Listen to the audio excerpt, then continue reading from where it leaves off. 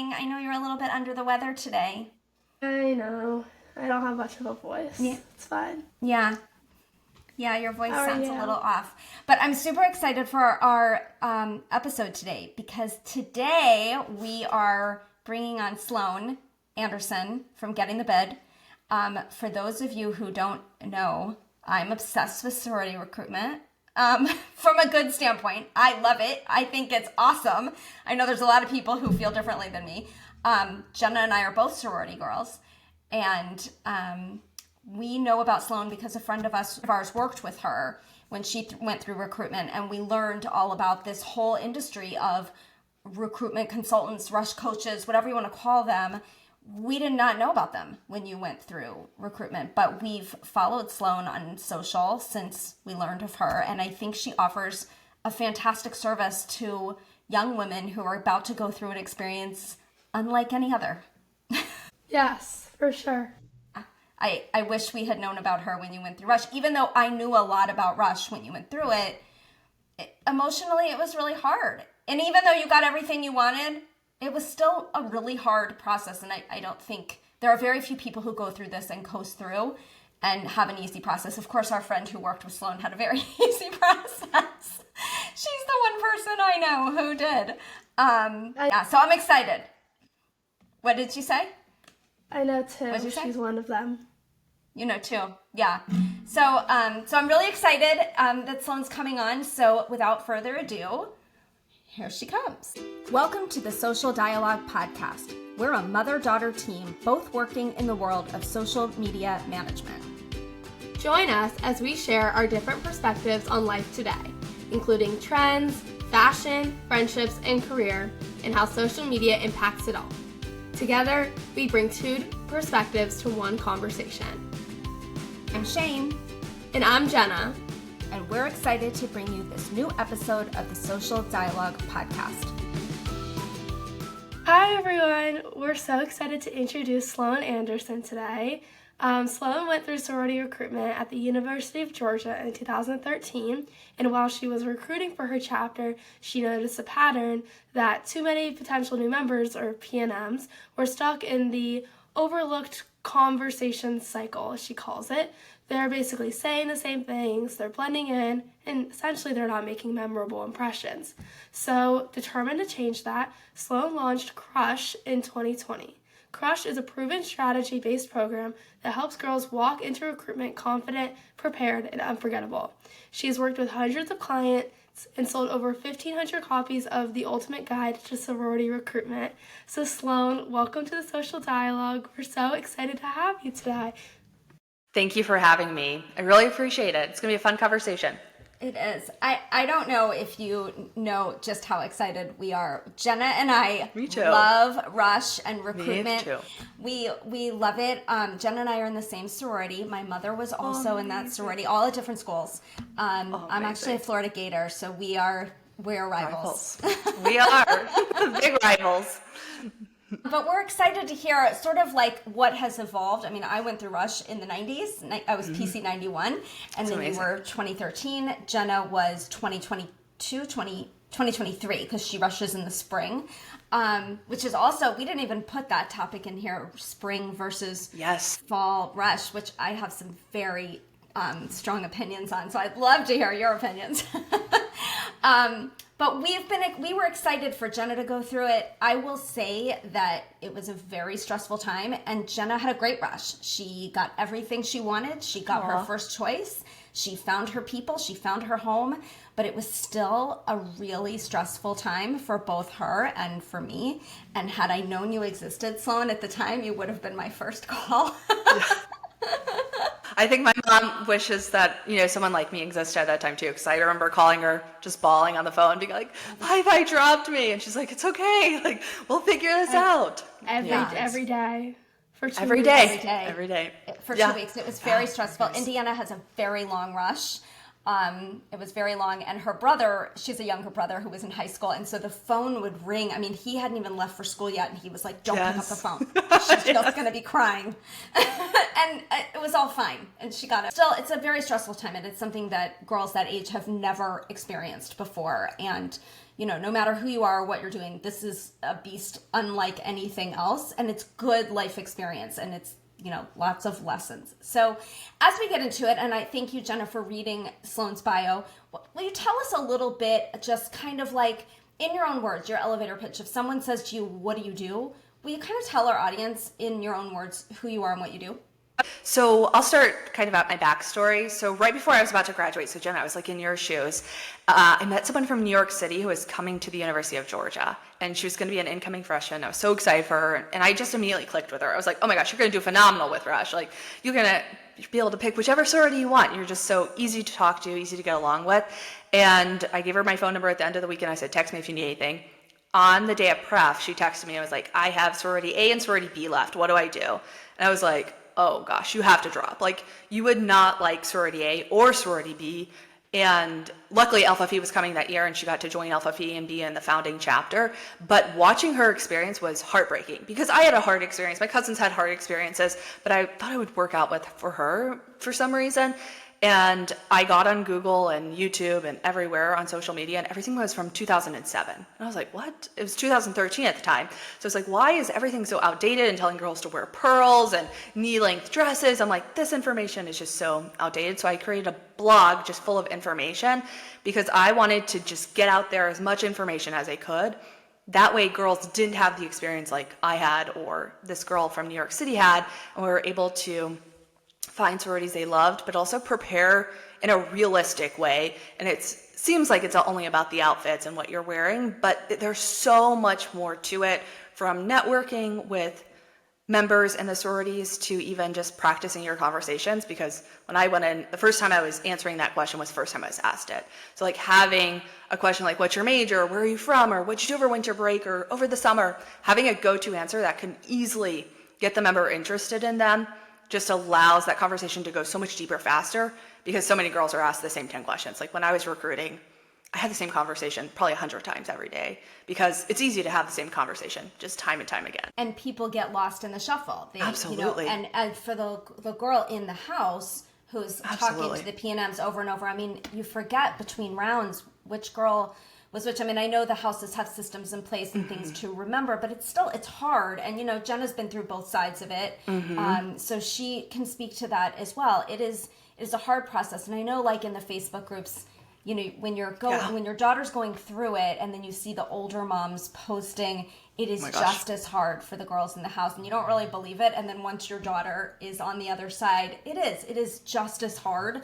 And, you know, you find out your rush crush went somewhere else, or, you know, there's just so many things that change, and there's not always a rhyme or reason to it. Sometimes things just happen. Absolutely, yeah. And there's so many times where I was rooting for girls, being like, we have to get her in the house. And, you know, everyone else just didn't agree, or they thought someone else is better. So there is so much to the process. And it's never personal, a drop from any of the sororities. I will say, though, the kind of stress is different. Like, I remember going through... Yes. The recruitment process as a sophomore. Yes, it was stressful, and yes, there was a lot to do, and there were a lot of big decisions that held a lot of weight, obviously. But I felt at ease knowing that, like, and this is, like, you know, this is not like, I don't want to say, like, not impacting me in a way, because it did, you know, it was my future little, it was the PC I was going to help raise, things like that. But also, like, this wasn't my rush experience, you know, this is someone else's. So, like, I felt at ease knowing that, like, I have a place, I have somewhere to live, I have somewhere to be, like, I found my friends. So you want to do the best thing for you and the best thing for your sorority, but I think it's less stressful knowing that, like, you're content, like, you're where you're supposed to be, you've been through it, you're done, versus, like, when you're a freshman, you're like, will I even end up in a house, you know, versus sophomore, you're like, well, I'm in the house, I'm done, you know.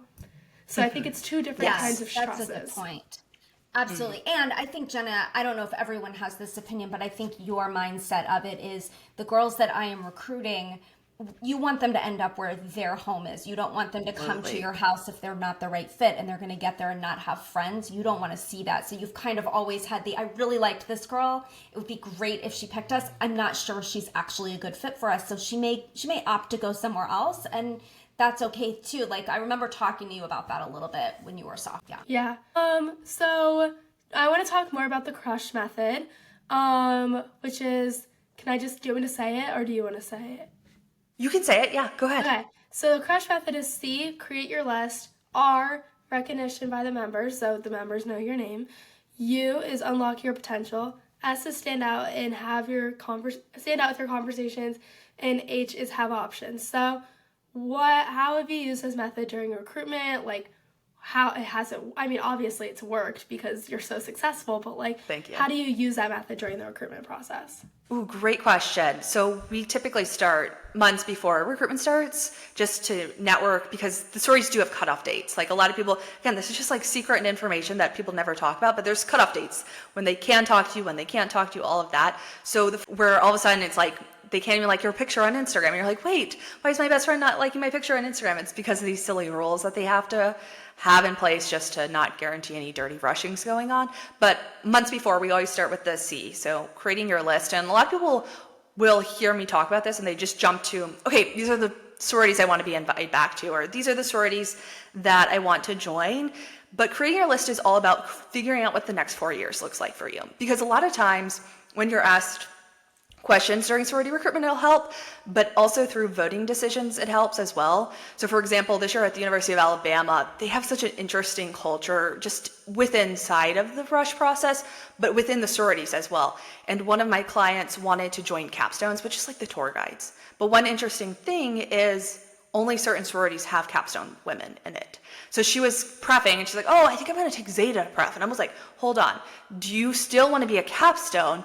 And she was like, yes. I was like, okay, then we only can take 2 capstone sororities to pref round. So knowing what that future looks like for her was able to help us make that decision later on. But it also could be, okay, I really want to go to med school. It's like, okay, how can we find a sorority that has a really high GPA or has girls in the medical departments that can help you accomplish your goals? And I think a lot of people don't think about that. I know I didn't. When I went through sorority recruitment, I was like, I just want to join a sorority.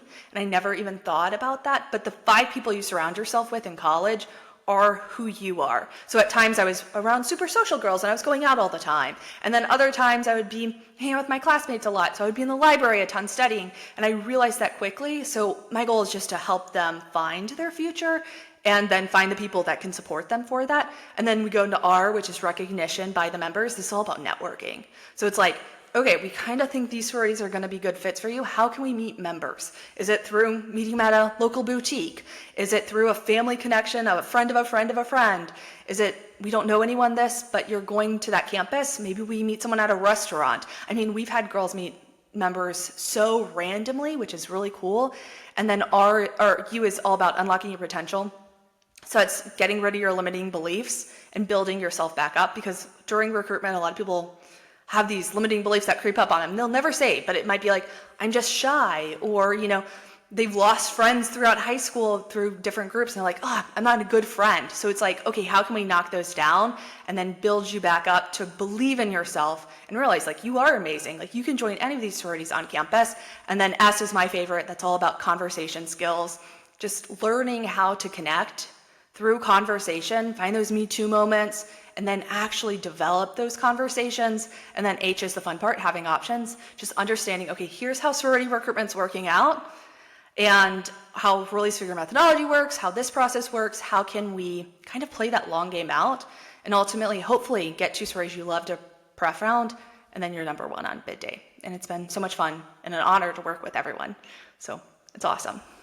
It's really cool how you have developed this whole system. Thank you. And I can see, knowing at least one of your clients, who knows, I may know more, I don't know, but I know at least one, that I can see how it worked for her and how she had a system, she had a plan, she had a strategy, and she got everything she wanted. And she's a junior now and happy as she could be. And she definitely found the right fit for her. And she's a ROGAM, so now she was helping Yes. other people go through recruitment and using the skills she learned from you to help other Yes. PNMs be successful.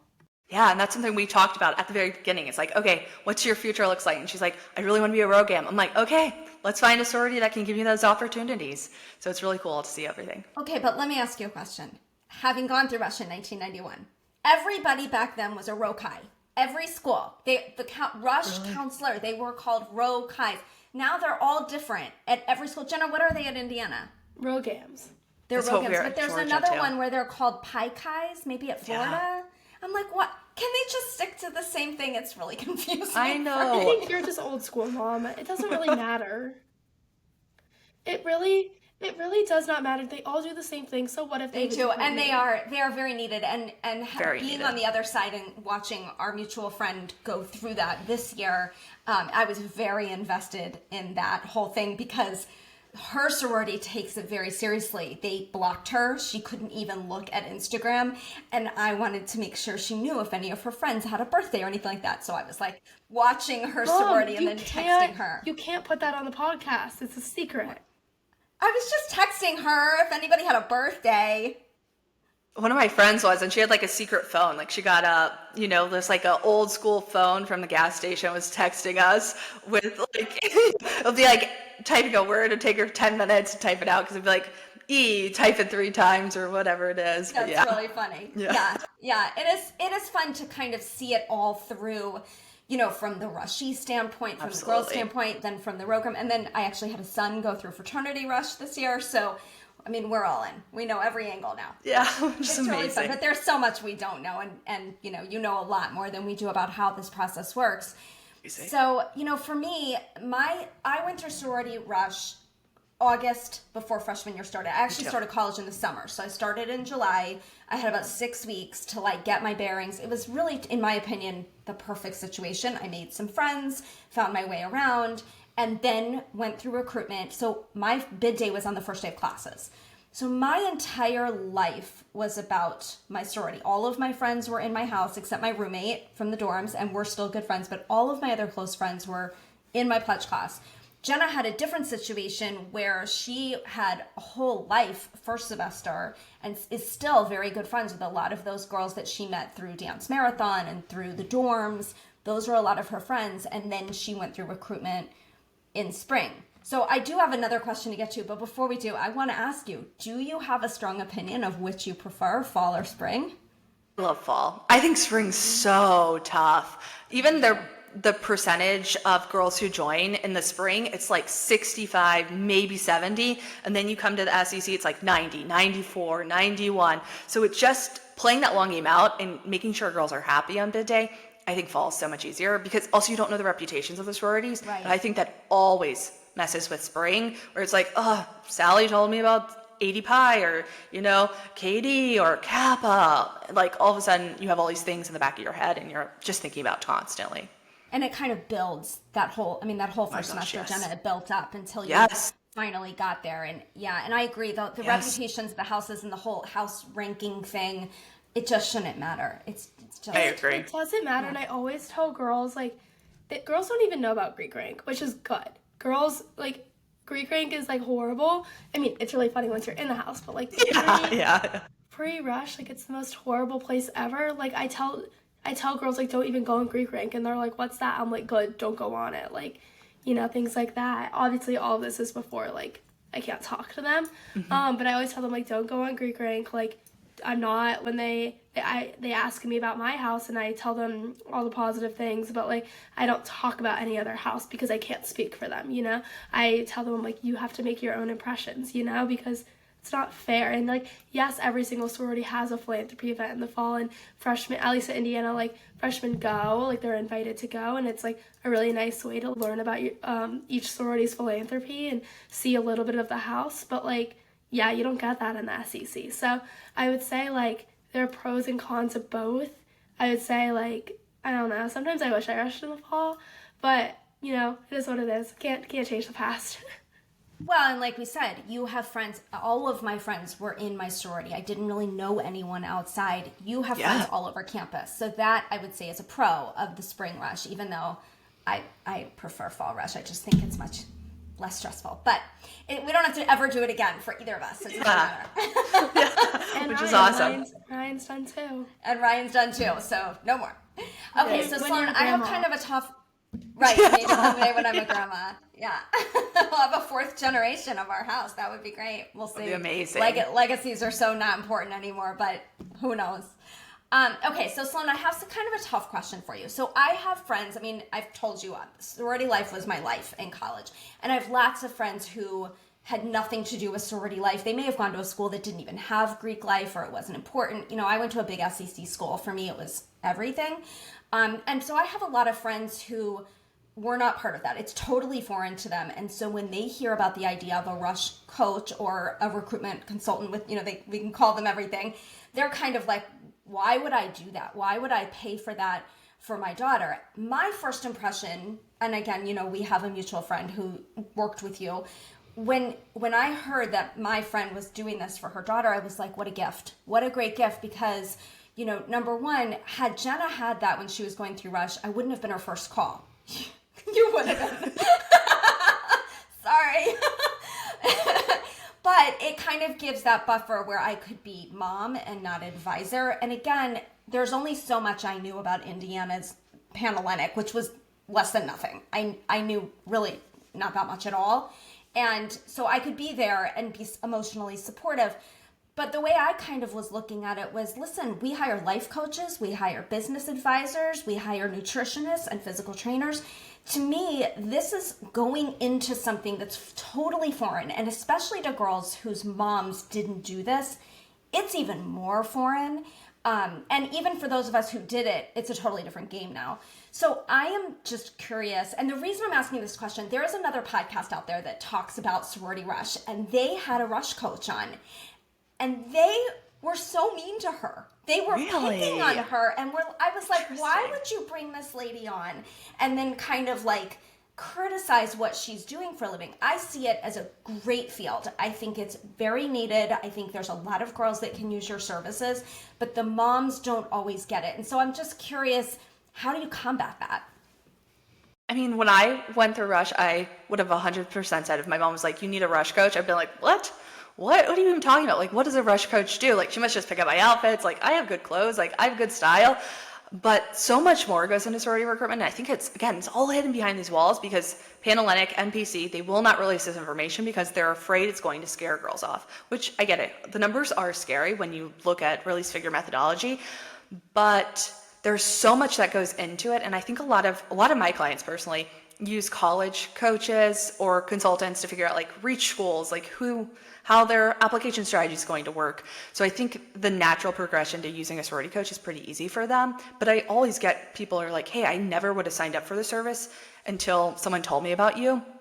I saw your video on TikTok or Instagram that kind of just explained a little bit of more of the nuances of sorority recruitment. But the best way to think of sorority recruitment is, I know I did this, and pretty much everyone I talk to, they go on their Panhellenic website, and then it's just confusing. It's like, recommendation letters are optional.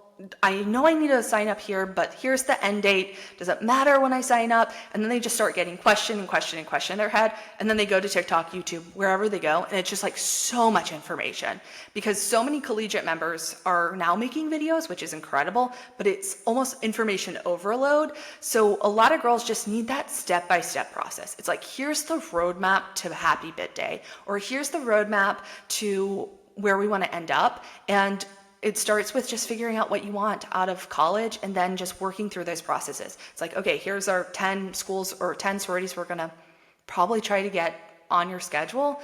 Now we need to network, because networking plays such a huge role in recruitment, but also in life skills.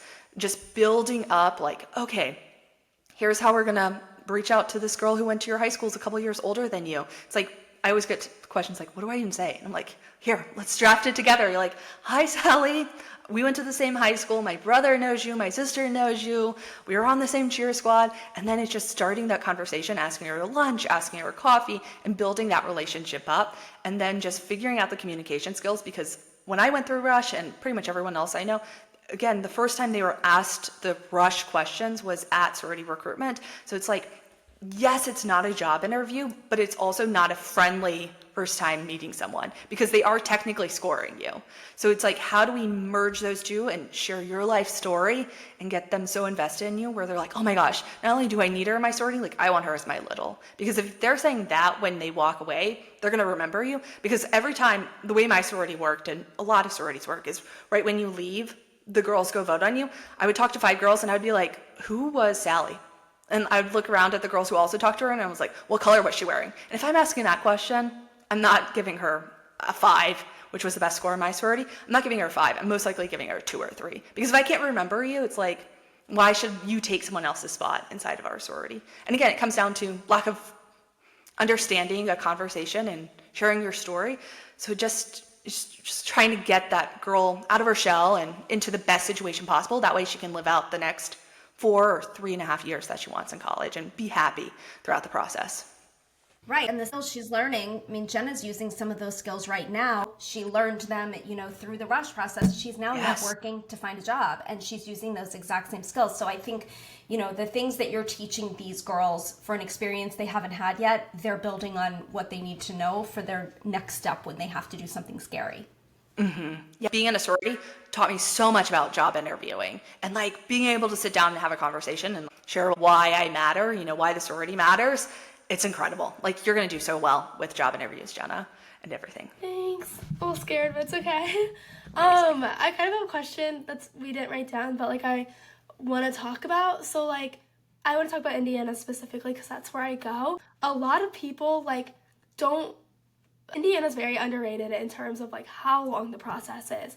How many girls have to go on a Zoom, go on 22 different Zooms to go to open invite round, and then people think, oh, Rush isn't that bad, and then you see TikToks of people crying because they got dropped from sorority A and sorority B or whatever.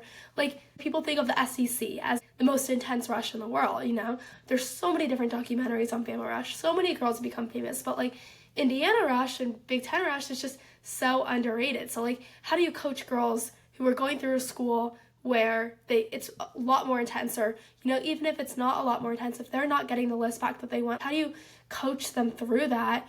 Because you don't really see that on the internet, or if you see it, it's in such a large scale that it's scary. Mm-hmm. And you guys get your schedules back and you have for the morning rounds 30 minutes to get to the house. So if you're scheduled at the first house, so it's you have to turn around fast. You go from tears to walking into the house, especially if it's one that you really love. And I'm so excited to be here. And, trying to fix your makeup outside. And you guys have the weather too, which makes it even 10 times harder when it's snowing. It's just absolutely insane that Indiana still does spring rush, but they do it for a reason, obviously. But the biggest thing is when you get a schedule back that is disappointing, you have to just look at it and take it for what it is. So I always walk girls through a 3-step process. And we do it over text messages with the clients I work with, but I'm always hey, call me right now. Can I talk to you? Because we have to work fast. But it's look at it subjectively. Which sororities do you love that are still on that list? Because there's always some, but people are always thinking about what if? I should have been invited back to that sorority because it was building out my future, romanticizing what it would be to be inside of that sorority. And then you have to take in all those emotions. So am I upset? How upset am I? And then you have to move into the future. It's okay, my list, I have 10 sororities back, but I only 3 of them. Okay, how am I feeling? I'm disappointed. I'm sad. I don't know what happened. Maybe am I not pretty enough? Do I not have enough Instagram followers? We always go into the what ifs, but then we have to move into the future. It's okay, I have 3 left. How am I keeping these? I'm going to let them know right when I get there. I'm so excited to be back because a lot of girls forget that and they never tell them they want to be there. And then it's first question they're going to ask, what's my major? Where am I from? What I do over winter break? How are classes going? Something like that. So I'm going to have some kind of fun icebreaker that gets them out of the script. And then I'm just going to have fun inside that house. Because the more fun the potential member's having, the more fun, I'm sure you remember this, Jenna, as a recruiter, you're having, you guys are laughing, you're going to remember that conversation instead of some girl who's trying to pitch herself, here's why I would be a good fit inside your sorority. You're okay, that's amazing, but I just want to get to know you.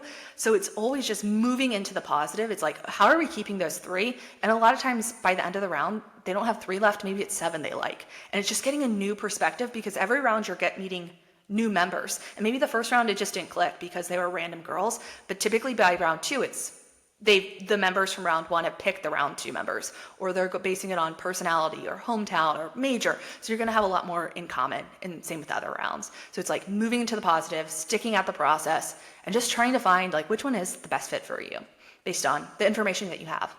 I remember when I was going through and I prefs, I'm in like this, I wore like a strapless cocktail dress. Like I was really dressed up. I had like diables, heels, that you can't walk in. Like, what is that? And I remember they, at that round, they took us up in the girls' rooms. And so I was sitting on someone's bed and they gave us ice cream sundaes, like a brownie sundae. And, you didn't want to like eat it because we're all watching what we eat, whatever, but I was like, I love it here, and I was like scarfing that thing down. And I remember on bid day, the girl who had prefed me, she was like, I knew you loved it here because you ate the sundae. And I'm like, I loved the sundae. But that's how you knew, I was Absolutely. so comfortable there. I never would have done that at like some house that wasn't the right fit for me. I never would have. Yeah. I remember like pref was also my final one for my sorority. It was like, I don't know if this one's going to be a good fit for me or not. I went in and just had an open mind, and I had so much fun there. And I was like, how did I not get this for the other rounds? And again, it's just because the pairings didn't match up right from the first rounds. So it's so fun to like see how it changes round after round. But trust those got like, was I laughing? Was I having fun in the house? It's probably going to be a great fit because you're going to spend so much time with those girls. That. Okay, so you rushed, 12, 13 years ago? I rushed 2-3 years ago. What about rush has changed since you went through? Is it the number of girls? Is it social media or like things like that? But also like what feels the same? Oh, great question. I think what's changed differently is social media for sure. Like we were still looking at Facebook like my sophomore year of college. So it's like looking at someone's, because everyone had private Instagram accounts back then. So it's like we were looking at their Facebook to kind of see what was actually going on there in their life. But I think there's more pressure around social media now where girls feel like they have to do the outfit of the day post on TikTok. Like that's how they're going to get their bid or something like that. Another thing is recommendation letters. When I went through, it had to be an alumna. Some might have allowed collegiate members, but now some sororities allow anyone to write a recommendation letter. Like you could write it about yourself, which is really cool. The number of girls has definitely increased at some schools. At the SEC, it's pretty similar to when I went through, just because South is just such a big culture with joining sororities. But at pretty much every year, every other school outside of Alabama this year saw record-breaking numbers for our clients. So a lot of more girls are going through, a lot more out-of-state girls are going through Rush and choosing to go out-of-state for college, which is really cool. But that just brings a different dynamic because a lot of times they don't know as many girls in the sorority. So it's like, how do you approach that networking? And then for what stayed similar is outfits, like kind of the attire. The styles have obviously changed, but conversations, how those sororities score girls are still pretty similar to when I went through. And RFM changed from in the early 2000s. So before, I'm not really 100% sure of the process before, but now it's a mathematical model to determine the number of invites, which is just... It feels the same as it did back in the night. I was assistant rush chair back Amazing. then, so I knew a little bit. The rush chair obviously knew way more about stuff than I did, but it doesn't feel that different. And sometimes you'll see on the Facebook groups, especially from moms who aren't familiar, they'll say, there's got to be a better way to do this. And I will tell you, my friend Mara and I have been up and down with this, and we're like, there really isn't. It would be great if there was a better way, but you think about the numbers, you think about the number of girls who could live in a house, and just the capacity for all that. Is there a better way? I don't know. It does kind of feel the same as it did back then, but I think with more girls going through, the math just tells you more girls are not going to get a spot, even though pledge classes are much bigger at a lot of schools now. Yeah, mm-hmm. Jenna, you had how many in your pledge class? 66. 66. I had 40. How many did you have? Yeah. We had probably like high 50s, and now it's close to 70 at Georgia. Right. And then I know like at Tennessee, they're like 140 girls in a pledge class. Like it's insane. Right. So it just, it is heartbreaking for the girls who don't find their fit, but then they find their fit in something else on campus. You don't have to be Greek. You just have to have something. Community, of yes. some kind of community. Yeah. So, but it does feel like the whole RFM, I don't know if that's what it was called back then, but it feels the same kind of process mathematically. So let me ask you a question for moms out there who all they want is for their baby girl to be happy. And as their daughters start to select their schools for the 2026 school year, what advice do you have for them, whether their daughter is going through recruitment in the fall or the spring, and whether or not they went Greek? What advice would you have for the moms out there who are already just, you can feel it. They're just worried and scared. And I Jenna knows I'm in those Facebook groups, but for the Greek moms, like I feel for them, especially for the moms who didn't go through this and it's totally foreign. What advice do you have for them? The biggest thing is just networking. So even if you haven't selected your college yet, that's not a problem. They have all the way until May, but figuring out like who do you know at your college that you can already start establishing relationships with, and that honestly is a great way to see if that college is a good fit for you too. Because there are so many times where we're kind of reaching out to a bunch of different schools for some clients, and they're like, hey, these girls are like really nice, but I really like these girls more. Like this is a better fit, and sometimes that helps with college. Like selecting your college. Another thing is posting on Instagram. This has become a huge pushback from a lot of just random moms that I'm talking to on like TikTok or Instagram or email. And it's like, my daughter doesn't want to post on Instagram. And I'm like, she's got to do it. Like you just have to post on Instagram because they will look at your account and they're not trying to be mean or judgmental or rude about anything, but they need a glimpse inside your life. And if you have 0 photos on your account, it's not that you're going to be immediately dropped from that sorority, but there's no reason for them to keep you. So you having a public Instagram account, just like having fun, showing off your life. You don't need to be the next Kim Kardashian or Kylan Darnell. They just want to see a glimpse into your life and then having fun senior year. Like the more plans you're making, the more you're going to post on social media, the more friends you're going to make, the more communication skills you're going to have. Because I remember my senior year of high school, I met so many new people just through like different classes I was taking, different electives I was taking in my high school. And I really wish that I would have met them earlier on, but it just came down to I was sticking to my little group rather than branching out. But that also helps with college, just meeting new people and finding a roommate, all that fun stuff. We are a social media podcast. We always kind of tie it back to social. So, Sloan, how do you use social for your business? And what are your top tips for girls that are about to go through Rush? Great. We'll start with top tips for Rush. The first thing I always take clients through is an Instagram audit. And it's just a great way to like see like, are there any pictures we need to delete? And 9 times out of 10, there aren't. Like most girls tell their story and do a great job with what they're posting. They're not flicking off the camera or using like swear words in their captions or anything like that. But with most of my clients being out of state, this is where it takes like an interesting role because typically you post like your friends. So like your hometown. And everywhere I've noticed posts a little bit different. So like California, it's all single photos, like just them. And I'm like, ooh, we have to have some friend photos in that group because again, they're coming to your account. They're just trying to get a glimpse into who you are, but like subconsciously they're making some assumptions. So what we do is we look at sororities, like 3 to 5 sororities that this girl would be interested in joining or would be a good fit. And we say, okay, does your account look like theirs or not? And I'm not talking about like filters or their hair color or what they're wearing, but it's just like subconsciously would they come to your page and be like, yes, she's just like us.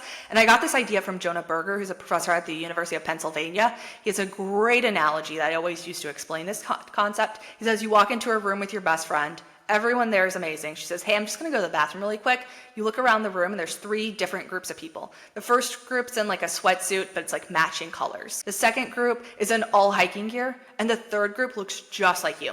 Their hair, their makeup, how they dress. Immediately you're going to go say hi to that third group because you're like, hey, they look just like me. Most likely we'll have other things in common too. That's exactly what they do on Instagram. And the sororities use Instagram strategically, especially for fall recruitment. So with the class of insert graduation year, so this year would be class of 2030, those sophomores are typically still following the page. And they'll send... Ew, 2030? I know, right? I can't, every time it comes out of my mouth, I can't believe it. It's like, I keep saying 20 and then like 29 or 30, but yeah, it's crazy. But they will come to the Instagram and they look through like all the different posts for the day. And then some girls will send a DM or some girls they'll press the follow button, but it's the girls who look and kind of feel like friends. So again, if I have an Instagram account with a great 2030 post, but I have 0 pictures of myself and it's just, or a private account with 1 picture, they're not going to hit follow. So it's like, how can you create FOMO before rush starts? And it's like, hey, if I don't reach out to her, maybe another sorority would get her. Or hey, if I don't reach out to her, maybe, this sorority's reaching out to her. And it's always building up, like, how can we just continue to get your name out there and make a great impression on these girls before rush starts? And then for how I use social media, my goal is just to give away like all the hidden secrets, because again, they're just in this paywall where like once you get in, you learn so much. And I remember sitting at work week, which is just the week before recruitment starts, and like going through the workshops and being like, oh my gosh, like how did I even get into a sorority? Like, I don't know why I deserve to have a spot in here. Like I didn't do any of this stuff, but just sitting there, and luckily a girl who I played tennis with had pretty much gotten me into the sorority by sharing my name. And again, I wish I would have reached out to her and built up that relationship prior to Rush, but I hadn't. And she just vouched for me because we knew each other so well. But just knowing some of the inside secrets, I've just been able to share them with my community. And I'm always in the DMs with girls talking about like outfit suggestions, or talking about like the different cultures of different sororities or different college campuses, or kind of helping them make decisions. I mean, before Rush starts, during Rush, your Pi Chi or Rho Gamma is there to help you make all those decisions, but just creating that roadmap and giving them the permission to be themselves, but also the permission to go and get what they want, their goal and everything like that. And it's been so fun. And I love posting on TikTok. It's just a fun way to connect with people and everything. Absolutely. And do you recommend that girls who are planning to go through recruitment, that they start following all those houses on that campus? Absolutely. It's a great way to kind of see that story the sorority's posting. So I know that I have been sharing your Instagram stuff with people. I'll find out, oh, your daughter's going to this school in the SEC and she's planning to Rush, follow this account. Thank you. So I've been doing that. But for those people who are just getting to know you, Sloan, how can people find you online? So on Instagram, I'm Getting the Bid. I'm also Getting the Bid on TikTok, or Sloan Sorority Coach, also on TikTok, is my name, not the username. And then gettingthebid.com is my website, and it has hundreds of blog posts about anything from social resumes to how to get recommendation letters. Again, I'm an open book, and I just want to help as many girls as possible. And we bought your book before Jenna went wow. through recruitment. It was in your box. I had a whole box for Jenna that year for the holidays of like everything she could possibly need for 2 weeks. I mean, there was like the anxiety ring and lip balm and Band-Aids, and like everything. And your book was in there. So oh, wow. What a small resource. world. Yeah. Thank you. Yeah. So Sloan, we could go on. I mean, I could go on Me and too. on. If I could Me pick too. your brain through every second of recruitment in the spring, I would. But I know that you have a lot to do, and there are girls out there that need you. And you've given some really good tips today, and especially on the Instagram stuff. I think moms in general think that it's all very superficial and it's all what you look like. But I think what you've told us today is it's really just about that first impression, that first step. And it's kind of like Jenna's going through networking for a job right now. I can network for her, but I can't get a job for her. And so it's really the same kind of thing. It's sort of that first impression, and then you go through the process. You've got to do it yourself. But it's good to know that you're out there to help these girls and their moms go through it. And like Jenna said, the members are so nice. Like, they want you to find your home, and they want you to find the sorority that's best fit for you. And that's the goal of Rush, is just to help people find their home. So keep an open mind as you go through Rush, and find your people. That's the most important thing. I always say that to people. They're always like, what's your biggest piece of advice? I was like, you have to be yourself, because if you're some like fake ass bitch in a house and they Absolutely. like you for being a fake ass bitch, then what's going to happen when your true identity shows? So yes, it's be yourself, but there's a reason to be yourself. So many girls join houses because of the name or a stereotype they see on Instagram, and then they feel like they have to beat that mold. It's like, oh, I have to wear makeup to the house every time I go. It's like, Right. do you really want to be that girl? Like, if that's you, amazing. But if you want to show up crying after you failed a test, like I did, I was like, my sorority sisters were there for me, and they didn't say, Sloan, why do you not have mascara on today? They're like, let's go get ice cream. Let's go, Right. do something. Right. Well, Sloan, we just want to say thank you. Thank you Yes, for giving thank you. us all of this Thank time. you. I'm so glad that you're out there. I'm jealous of all the girls that get to work with you and go through this and get to start their whole sorority journey. Aw, thank you. Thank you guys. This was such a fun conversation. Well, that was awesome, Jenna. I loved getting to know Sloan. She is she's amazing. the I'm so best. glad that I'm so glad she came on. I feel like we'd all be friends. Yes, for sure. I love her. This is not from a Facebook group, but I will tell you that there is this photo, and for those watching on YouTube, you can see it's of Miley Cyrus, and it says, 80s hair is seeing a revival. No. I know how much you loved my old 80s hair. I mean, since we're talking about Rush, when I went through Rush, my hair was humongous. It was like half of my body. It was crazy. Thanks for joining us on the Social Dialogue podcast. If you liked today's conversation, be sure to leave us a 5-star rating and a review and share it with a friend. Keep the dialogue going with us on social. Find us on Instagram, TikTok, Facebook, and YouTube. I'm Shane. And I'm Jenna. Thanks for listening.